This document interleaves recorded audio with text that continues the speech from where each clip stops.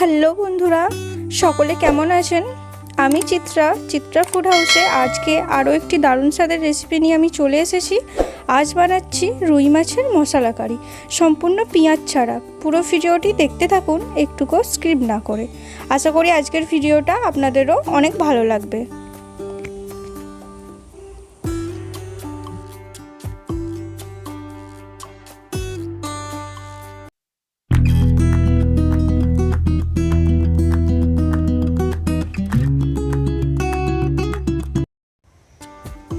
রুই মাছের মশলা কারি বানানোর জন্য প্রথমেই আমি মাছটাকে নুন আর লেবুর রস দিয়ে মাখিয়ে রেখেছিলাম অন্তত 30 মিনিট। নুন আর লেবুর রস মাখিয়ে রাখলে কিন্তু মাছের কাঁচা গন্ধটা থাকবে না, আষ্টে গন্ধটা চলে যাবে। এরপরে আমি হাফ চামচ মতো এখানে হলুদ গুঁড়ো আর হাফ চামচ মতো কাশ্মীরি রেড চিলি পাউডার দিয়ে দিয়েছি, দিয়ে ভালো করে মাখিয়ে নেব। আজ কিন্তু সম্পূর্ণ ভিন্ন স্বাদের একটি রুই মাছের মশলা কারি নিয়ে চলে এসেছি, তাই পুরো ভিডিওটা আপনারা শেষ পর্যন্ত অবশ্যই দেখতে থাকবেন। আর নুন আর লেবুর রস দিয়ে রাখলে কিন্তু মাছের যে আষ্টে গন্ধটা সেটা চলে যায়। এটা কিন্তু জ্যান্ত রুই মাছ নিয়েছি এখানে, আপনারা চাইলে বরফের মাছও নিতে পারেন। আর ভিডিওটা ভালো লাগলে অবশ্যই লাইক করবেন। এবার আমি এখানে অল্প পরিমাণ ওই 1 থেকে 1.5 চামচের মতো সর্ষের তেল নিয়ে মাছে হাতের সাহায্যে ভালো করে মাখিয়ে নেব। তেলটা মাখিয়ে অন্তত আধ ঘন্টার জন্য রেখে দেব। এখানে তেলটা ব্যবহার করলে তাহলে কড়ার গায়ে যে মাছ ভাজার সময় মাছটা বসে যাওয়ার চান্স থাকে সেটা আর যাবে না। একবার কিন্তু এইভাবে আপনারা দেখতে পারেন। এবার এখানে একটা মিক্সির জার আমি নিয়ে নিয়েছি, তার মধ্যে 1 চামচ পরিমাণে গোটা ধনে দিয়ে দিয়েছি, আর তার সাথে আমি দেব 1 চামচ পরিমাণে গোটা জিরে, এবং এরই সাথে আমি এখানে দিয়ে দেব কালো সর্ষে। এটা আমি 2 চামচ পরিমাণে নিয়ে নিয়েছি। আপনাদের যদি মাছের পরিমাণ বেশি থাকে তাহলে সর্ষের পরিমাণ বা মশলার পরিমাণ বেশি দিতে পারেন। এবারে আমি এখানে 7-8টার মতো গোটা গোলমরিচ দিয়ে দিয়েছি, আর তার সাথে আমি দিচ্ছি রসুন, আদা আর 2টো কাঁচা লঙ্কা। ঝাল বেশি খেতে চাইলে ঝালটা বাড়াতে পারেন। এখানে কিন্তু আদা খুব একটা বেশি লাগবে না, রসুনটা একটু বেশি দিয়েছি। দিয়ে ভালো করে কিন্তু একটা মিহি পেস্ট বানিয়ে নিতে হবে। দেখতেই পাচ্ছেন এখানে কিন্তু একটা ভালো পেস্ট হয়ে গেছে। এবার আমরা এটা একটা আলাদা বাটিতে রেখে দেব। যারা যারা এখনও পর্যন্ত চ্যানেলটিকে সাবস্ক্রাইব করেছেন তাদেরকে অসংখ্য ধন্যবাদ। আর যারা এখনও চ্যানেলটি সাবস্ক্রাইব করেননি তারা ঝটপট চ্যানেলটি সাবস্ক্রাইব করে পাশে থাকবেন। এবার ওই একই মিক্সির জারের মধ্যে এখানে আমি একটা বড় সাইজের পাকা টমেটো ছোট ছোট করে কেটে রেখেছিলাম, সেটাকেও ভালোভাবে মিহি পেস্ট বানিয়ে রেখে দেব। দেখতেই পাচ্ছেন ভালোভাবে মিহি পেস্ট হয়ে গেছে। এবার আমি একটা কড়া বসিয়ে তার মধ্যে বেশ কিছুটা পরিমাণে সর্ষের তেল দিয়ে দেব। এখানে কিন্তু তেলটা একটু বেশি পরিমাণেই দিতে হবে। এবার তেলটা গরম হয়ে গেলে এক এক করে আমি মাছগুলো ভেজে নেব। মাছটা কিন্তু একটু লাল লাল করেই ভাজতে হবে, কম ভাজলে হবে না। আজকের ভিডিওটা কেমন লাগলো অবশ্যই কমেন্ট করে জানাতে ভুলবেন না, এবং ভালো লাগলে বন্ধুবান্ধব এবং আত্মীয় স্বজনের মধ্যে শেয়ার করে দেবেন। একদিকটা কিন্তু ভাজা হয়ে গেছে, আর দেখতেই পাচ্ছেন মাছটা কিন্তু কড়ার মধ্যে একটুকু বসে যাচ্ছে না, আগে থেকে তেলটা মাখিয়ে রাখার জন্য। এইভাবেই কিন্তু সমস্ত মাছগুলো ভেজে নিতে হবে। আর সামনেই তো জামাই ষষ্ঠী আসছে, আপনারা কিন্তু এই রেসিপিটা ষষ্ঠীর স্পেশাল একদিন বানিয়ে দেখতেই পারেন। অনেকেই বরফের মাছ খেতে পছন্দ করে না, জ্যান্ত রুই মাছ দিয়ে এই রুই মাছের ভিন্ন স্বাদের মশলা কারিটা আপনারা অবশ্যই জামাইয়ের জন্য বাড়িতে বানাতে পারেন। একইভাবে বাকি মাছগুলো আমি ভেজে নেব।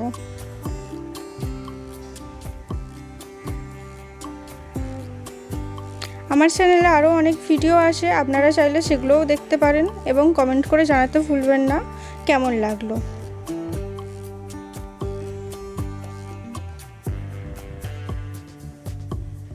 আজকের এই রুই মাছের মশলা কারি বানানোর জন্য আমি কিন্তু কোনো রকম পেঁয়াজ ব্যবহার করিনি, সম্পূর্ণ পেঁয়াজ ছাড়া আজকের এই রেসিপিটা হবে।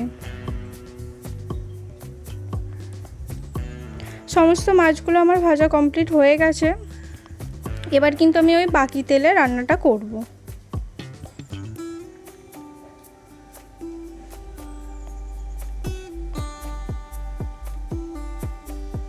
এবার আমি ওই তেলের মধ্যে 3টে এলাচ নিয়েছি, এলাচের মুখগুলো একটু ফাটিয়ে তেলের মধ্যে দিয়ে ভালো করে ভেজে নেব।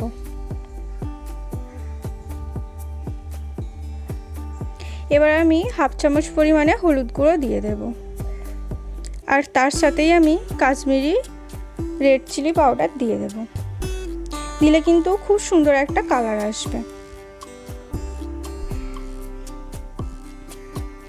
প্রথমেই বলেছি এটা কিন্তু একদমই ভিন্ন স্বাদের রুই মাছের মশলা কারি।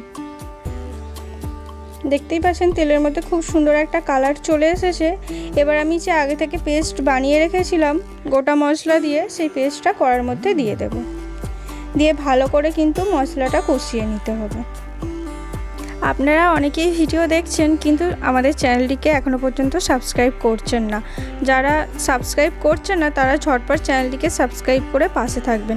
এরকম নতুন নতুন ভিডিও দেখার জন্য অবশ্যই বেল আইকনটা প্রেস করে রাখবেন, যাতে করে সমস্ত ভিডিও সবার আগে আপনার ফোনে নোটিফিকেশান যায়। দেখতেই পাচ্ছেন এখানে কিন্তু ভালো করে মশলাটা কষানো হয়ে গেছে। এবার আমি 1 চামচ মতো নুন দিয়ে দেবো, দিয়ে আবারও ভালো করে মশলাটা কষিয়ে নিতে হবে। এখানে অবশ্যই গ্যাসের ফ্লেমটা লোতে রাখতে হবে, কারণ বেশি জোর দিলে মশলাটা পুড়ে যেতে পারে। এবার আগে থেকে যে আমি টমেটোটা পেস্ট করে রেখেছিলাম সেটা কড়ার মধ্যে দিয়ে দেবো, দিয়ে আবারও ভালো করে মশলাটাকে কষিয়ে নিতে হবে, যাতে করে টমেটোর কাঁচা গন্ধটা চলে যায়। যতক্ষণ না কালারটা চেঞ্জ হচ্ছে ততক্ষণ কিন্তু মশলাটা কষিয়ে নিতে হবে।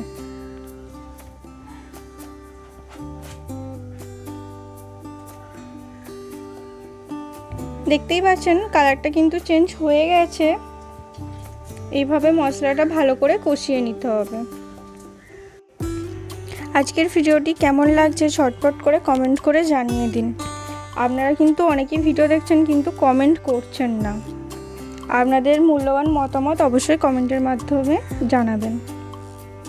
দেখতেই পাচ্ছেন এখানে মশলাটা কিন্তু ভালোভাবে কষানো হয়ে গেছে এবং আস্তে আস্তে তেল ছেড়ে দিচ্ছে। এই পর্যায়ে আমি বাটি ধুয়ে অল্প পরিমাণ জল কড়ার মধ্যে দিয়ে দেব।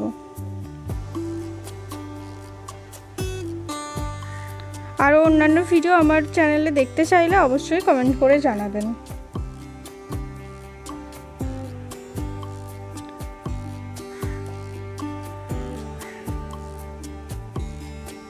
আর আজকের এই ভিন্ন স্বাদের রুই মাছের মশলা কারিটা বাড়িতে কিন্তু অবশ্যই একবার হলেও আপনারা এইভাবে বানিয়ে দেখতে পারেন, দারুণ লাগবে।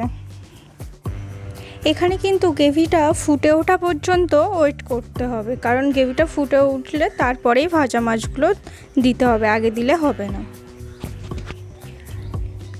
দেখতেই পাচ্ছেন এখানে কিন্তু গ্রেভিটা আস্তে আস্তে ফুটে উঠছে।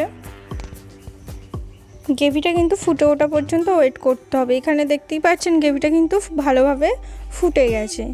এবার আমি এক এক করে আগে থেকে ভেজে রাখা মাছগুলো দিয়ে দেব কড়ার মধ্যে।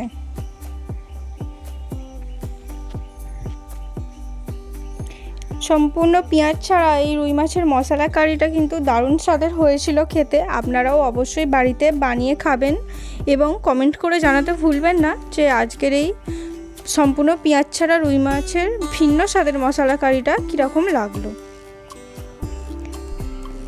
এখানে 2-1 মিনিটের মতো ফুটিয়ে নিতে হবে। আপনারা যদি গ্রেভিটা বেশি রাখতে চান তাহলে কিন্তু একটু ঝোল টাইপেরই রাখতে পারেন, আর যদি একটু মাখা মাখা খেতে চান তাহলে আর একটু গ্রেভিটা হতে দিতে হবে।